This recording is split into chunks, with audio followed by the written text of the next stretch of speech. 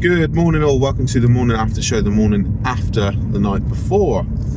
Newcastle victorious once again in the Champions League, excuse me, with a final result of 3-2 at home to QARABAG and an aggregate, that's not a word, an aggregate result of 9-3. Newcastle finished the Champions League phase Champions League sort of qualification phase at this point in the competition as top scorers, 26 goals. I was trying to think last night, trying to recap all 26 of those goals. So we got 1 against Barcelona, 4 against Union, so it brings us up to 5. These might not all be in the correct chronological order, by the way. 2 against Bilbao, 7, 1 against Marseille, 8, 3 against Benfica, 11, 2 against Leverkusen, that brings us to 13, 1 against Paris Saint-Germain, 14, and then 9 against QARABAG. Now that brings us to 23. Where have I forgotten 3 from? Barca, Benfica, 3 against PSV Eindhoven. There you go. So starting 11, nice to see a few changes. Obviously we are not in the position to bring wholesale changes and have like for like and the quality off the bench that we perhaps like. Playing against Man City the other day, it was stark and mind-boggling that they could bring off the bench the likes of Shirky and Phil Foden. Unbelievable depth of squad. But so we started off Aaron Ramsdale in goal, Alex Murphy at left back, great to see him play, Dan Burn and Sven Botman at centre halves. Excuse me. Right back Kieran Trippier. I was slightly surprised because I thought, right, Trippier needs to play at right back against Everton, and excuse me, if Lewis Miley's not back in time properly against Man United as well. But there we go. Yeah, excuse me, sorry about that. I had to sort my throat out. So Ramsdale in net, Trippier right back, Sven Botman, Dan Burn, Alex Murphy. In midfield, it was billed on all the apps pre-game as a 4-4-2 with Joelinton, Tonali in the midfield, Jacob Ramsey off the right, Harvey Barnes off the left, and Voltemada and Osula up top.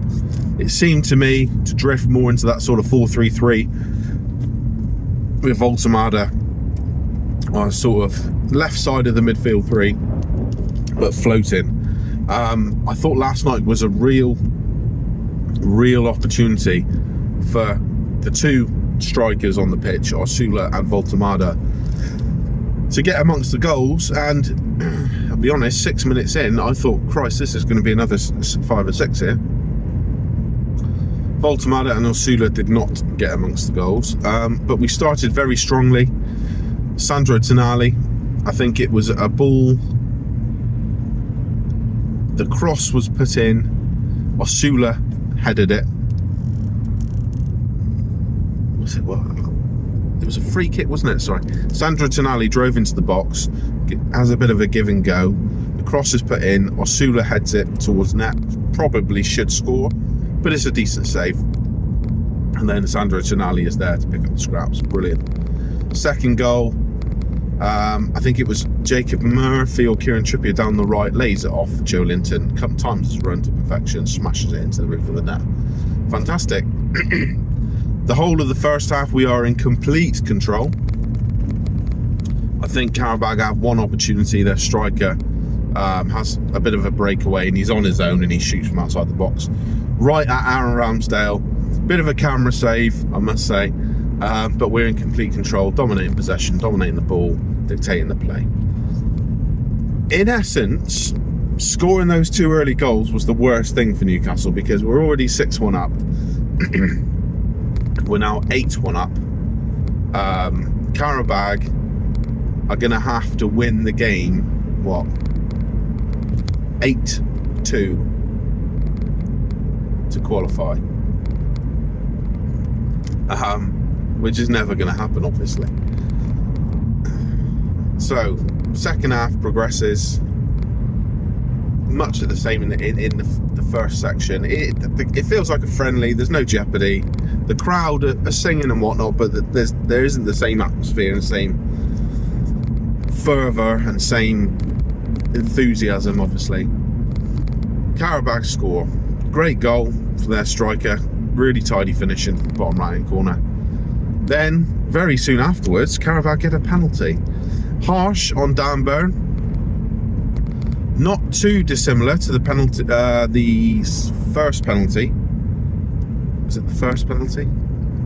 I can't remember. Not too dissimilar to the handball penalty we got against them last week. Ramsdale makes a decent save. It squirts out to his right hand side, and the QARABAG player is the first to react. Slightly fortunate because I think Jacob Murphy's tracking him, and he sort of hits it. It bobbles off of Murphy onto the QARABAG player's left leg, onto his right knee, and goes in right into the corner of the net. And Ramsdale gets to it, but he can't keep it out. At that point, you're thinking, "Oh my God, what is happening here?" So that's 2-1. Sorry. Then Newcastle score. We score. Sven Botman, corner in, powerful header, brilliant. Then the penalty occurs. QARABAG, they have their tails up for another 10 minutes, and Newcastle just managed to see the game out, really. Not the ideal performance, obviously slightly spoiled here, but if you win 6-1 against a team away in the home leg, you expect to you don't expect to struggle to break them down, particularly when you race into a 2-0 lead after 5 minutes. There's no coincidence that the problems we started having occurred when the defensive changes were run. Lewis Hall came in at left back. Jacob Murphy went in at right back, and then Alex Murphy moved into centre back, because I believe Sven Botman came off. Reminiscent somewhat of the 4-3 against West Ham a couple of years ago. Anyone who supports Newcastle will recall that game. Eddie Howe, due to an injury, made some defensive changes and sort of shuffled the whole back four. It slapped the whole cohesion and organisation out of sync, and as a result, we found ourselves to be 3-1 down quite quickly. Didn't occur to that extent last night, but yeah, it did seem like that there were issues there. Joe Linton comes off, on comes Joe Willock. Sahar comes in for the last sort of 10 minutes to play at right back.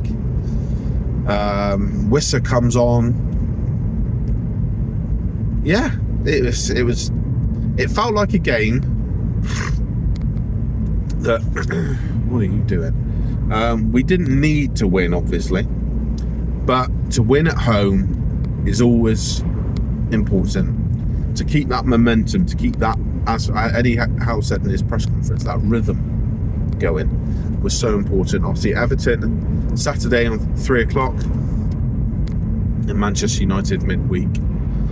I think that was the first of 5 home games we have on the trot now. I think it's right. So we've got the 2 league games at home. Then we'll have that'll be 2-3. Then City at home in the FA Cup 4. And then I believe, do we have the first home game in the Champions League? Or is there another game in between then? I can't remember.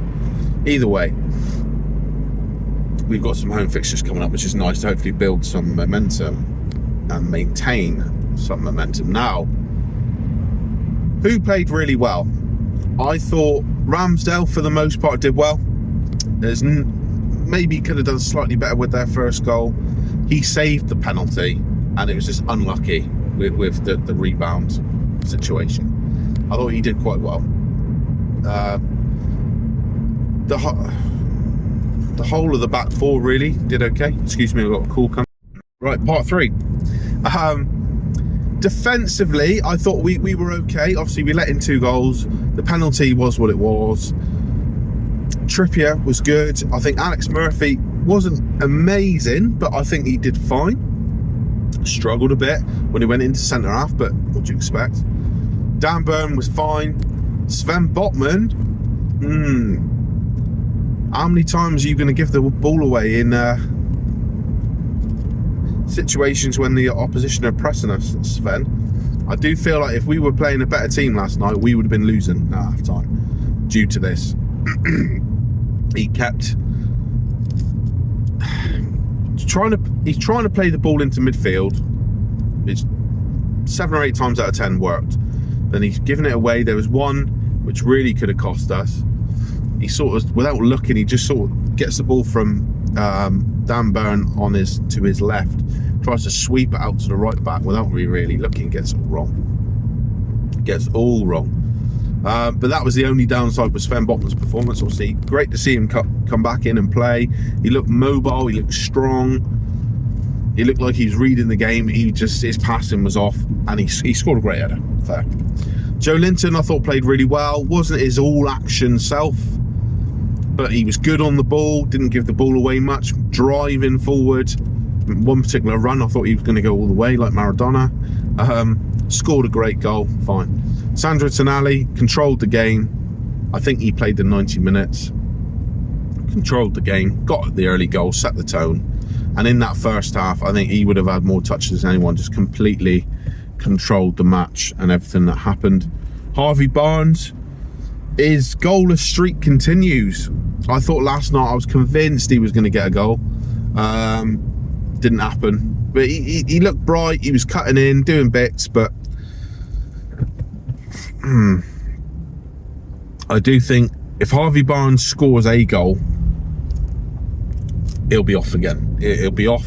I'm not saying he has to score. He almost has to score goals to play well, doesn't he? He's a bit of a stat merchant. Goals and assists. He's not one to grab the game by the scruff of the neck. He's there for the goals and assists. But if he scores again, I think his confidence will be right up and he'll be fine. Jacob Murphy, yeah, fine again. Not amazing, but fine. Did all right when he switched to right back. Voltemada and Asula, not impressed with either, to be totally honest. Right, we're going to test in my editing skills today, because I'm going to have to pause it once again. Right, this video is turning into a little bit of a... I don't want to use the words car crash, because I'm about to back out of a driveway onto a quite a busy road. So car crash is not the terminology I really want to use. But there we go. So Nick Voltemada and Will Osula. So when I saw those two in the lineup, I was dubious that Nick Voltemada would be playing up front. Obviously, on the Newcastle Instagram page, it does frustrate me with the lineups. I know it's not the usual thing for a club on their Instagram page to put the formation up, but it would be nice. But one thing that does annoy me is they put it in numerical order instead of position order. So like, used to be, if you're playing a 4-3-3, regardless of the kit numbers, you'd have the goalkeeper, the right back, the centre back, the left back, the right centre midfielder, the centre midfielder, the left central midfielder, the right winger, the striker, the left winger, regardless of kit numbers. But now they do it numerically, and they're trying to like guess who's playing where. Anyway, like I said earlier, BBC Sport, Live Score, a few of the apps that the boys at work were looking at, trying to work out who's playing where, said 4-4-2.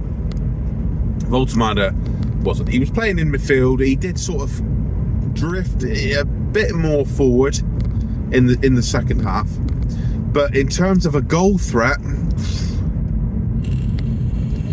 neither of them. I mean, Voltemada and Osula, they both worked hard.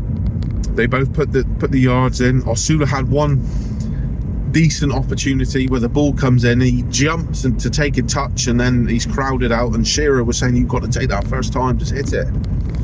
Any sort of clean connection goalward is probably going to score because of how close into the goal he was. But yeah, not frustrating. Osula, to me, that confirmed that if we can source a better striker of a similar age in the summer, it's time to say goodbye. I know he's not got a lot of minutes. I know he scored a couple of goals in the League Cup. He got the goal against Liverpool. But then again, there's mitigating factors for both of them last night. Is a dead tie, particularly after 5 minutes when we're 8-1 up on aggregate, right? It's a dead tie, and you could say there's different combinations all over the pitch, but Harvey Barnes plays fairly regularly. Jacob Murphy plays fairly regularly. Sandro Tonali is a starter. Joe Linton plays regularly. You know, Voltemada plays regularly. So there should be that familiarity to give these guys a chance. But Osula,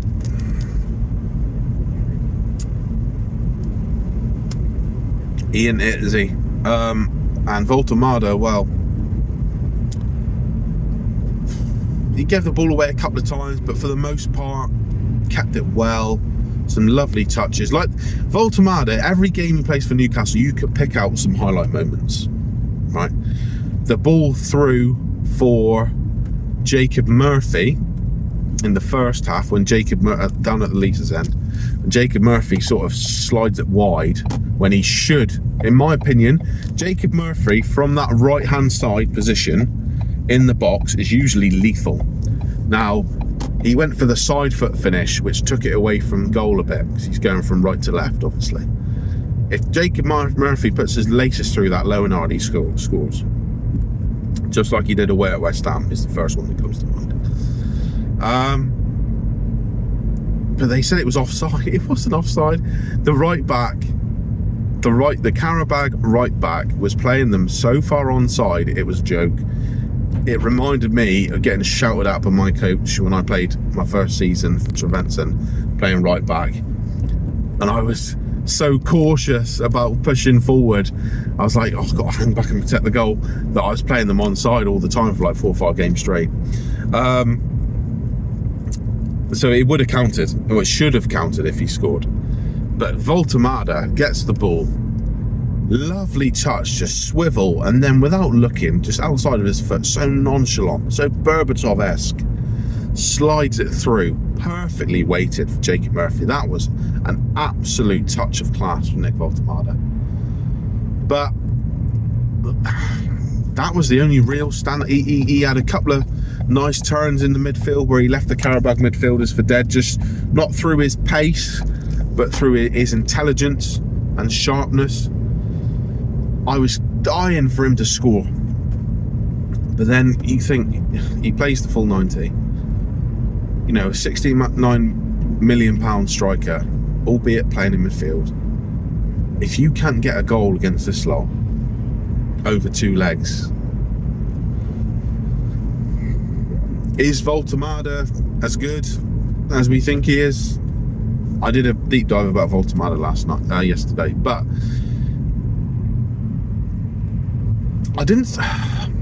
he didn't play badly. I finished speaking about Will Osula. I think that's all been said. Both of them put the effort in, and both of them didn't do anything majorly wrong in terms of, they weren't rubbish, they didn't spoon loads of opportunities, they just didn't offer that threat. Voltemada didn't offer that threat. Like I said, first half I thought he was pretty good.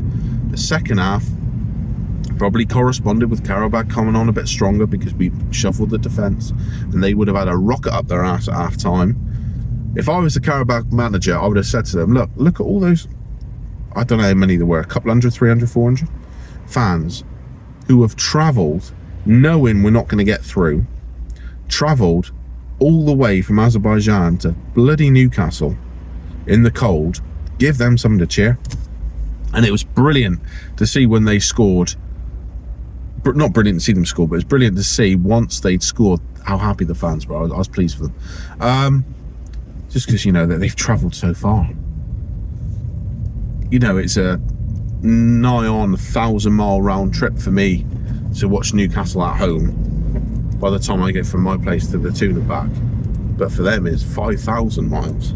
You know, just like it was for us last week, don't get me wrong. But maybe it was the fact that QARABAG came on strong in the second half because of our defensive changes and we had less of the ball. I don't know, but Voltemada just...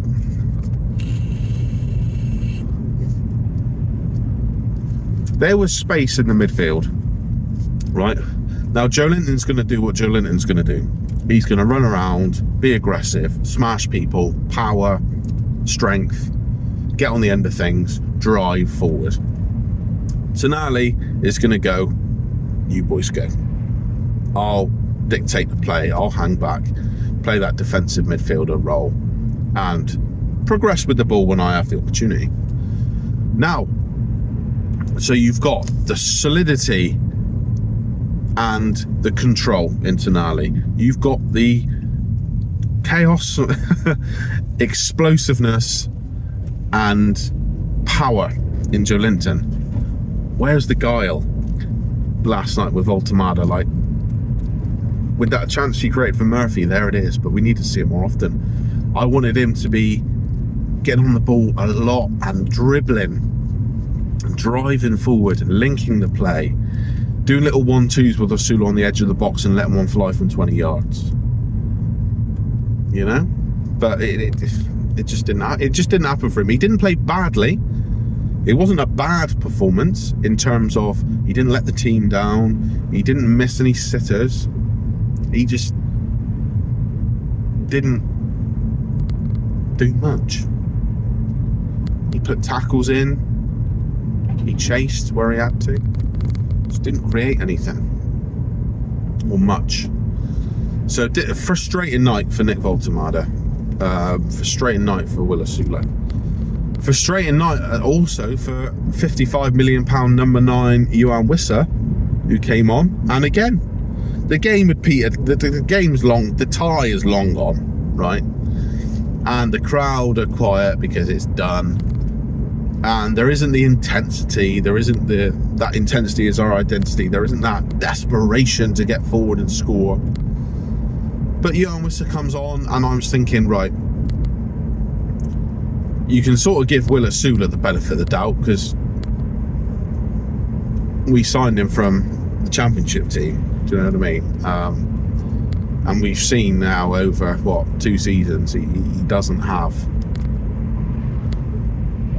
that at this level. Yohan Wissa, desperate to play in the Champions League, 19 league goals from open play last season, has quadrupled his wage and taken the number 9 shirt. I was thinking, right, you've got to come on and get a goal at least. Nah, doesn't really do anything. To be fair, the chances aren't being thrown his way because the game's long gone. But I was expecting to see Yohan Wissa get the ball, give it to Anthony Gordon, make the run, scream at Anthony Gordon to deliver the ball to him. And it just didn't really happen. Anthony Gordon comes on, looks bright down that left-hand side, looks really bright, comes in, has a shot from the left, goes 3 or 4 feet wide. But there was one occasion where he took on the fullback on the outside just for pure pace, knocked the ball ahead and went, this is a foot race, and rinsed him. Did that a couple of times down the left-hand side. Good footwork, good dribbling. And then sort of, he's in the centre a bit, he's doing bits. Excuse me. But yeah, Anthony Gordon would have been desperate to get a goal, another goal in the Champions League. Yohan Wissa, Nick Voltemada, Will Osula would all have been desperate to get goals. None of them did. It was 2 midfielders and a defender. But I don't want to say it's not a negative video. I'm disappointed for Will Osula and in particular Nick Voltemada. I'm not too disappointed for Johan Wissa, because in my view, humble opinion as a fan watching on telly this season, because I haven't been able to get a ticket yet, I don't think he's putting the effort in, put it that way. Whereas I think Voltemada and Osula are. I'm disappointed for them. I want them to do well. I want them to succeed. I want to see Voltemada scoring these mint goals, lobs, headers, flicks. I want to see him fucking drill one. I want to see him whip one into the top corner from outside the box and make it look like the easiest thing in the world. I want to see that smile on his face. I want to see Will Osula creating chaos, fucking smashing a defender out of the way before blasting it into the back of the net, you know. I want to see Johan Wissa score. But long and short of it is, we saw a couple of young lads last night, Sahar and Alex Murphy. Alex Murphy, like I said, wasn't amazing, but Eddie Howe knows he can do a job at left back. He has played a full 90 minutes at St James's Park, made his full Champions League debut. If Lewis Hall is tired in the Premier League, unless it is an Arsenal and Man City, well, Arsenal now next, we played Liverpool and Man City twice. Unless it's a top team and we are really struggling, Alex Murphy can be called upon to come in and do a job. Sahar, come on. Look, didn't have a lot to do. Looked okay. Pleased for him. Botman, come back. Loose with the ball, but scored. Great. Dan Burn looked solid. Ramsdale looked fine. Tonali looked great. Joelinton looked fine. Willett, come on. Looked full of running. Gordon looked enthusiastic. Osula Voltemada didn't stop running. Jacob Murphy looked alright. Barnes looked fine. Wissa came on, didn't get injured again, so that's good. He's just back from a niggle, so it's good to see him back on the pitch. No new injuries. We're through. We solidified it. That was a potential banana skin last night with the circumstances. We could have taken our foot right off the gas. We got the 2 early goals, and it was game and tie over confirmed from there. On we go. Momentum. 4 wins out of the last 5 for Newcastle, and only 1 game at home. Everton Saturday. We find out Friday though who we play in the last 16. Is it going to be Barcelona or is it going to be Chelsea? Now, who would you prefer? Who do you want? For the occasion, I want Barcelona. However, I think we got more chance of getting through against Chelsea. We've played Chelsea once this season, we played Barcelona once. We have to play Chelsea at the Bridge. Have we already played them at the Bridge? No, we haven't. We have to play Chelsea at the Bridge again in the league. So I think drawing them in the Champions League is going to help with that, because familiarity, working out the systems. Eddie probably knows everything about how Chelsea play right now anyway, but seeing them live, playing against them, he'll be able to think, right, okay. Barcelona are a better team than Chelsea. For the fans, I want it to be Barcelona. You know, trip to the Nou Camp would be amazing. Even just to watch Newcastle on telly play Barcelona at the Nou Camp would be incredible. Or whatever it's called now. But for pure results-based advancement, Chelsea, please. But anyway, I'm going to wrap this up now. Over 4 clips. We've got some editing to do. Newcastle victorious in the Champions League. 3-2. Another win. Obviously, it's our first game at home since that Brentford game, and we won. And we won well, and we could have had more. No injuries. Got some young players on the pitch. Great. Happy with that. Anyway, thanks for watching. If you got this far, thank you for watching. Thank you for your patience with me stopping and starting. Hopefully my editing will be smooth. And yeah, cheers. On to the next one. We'll probably do one on Friday after the draw. Thank you.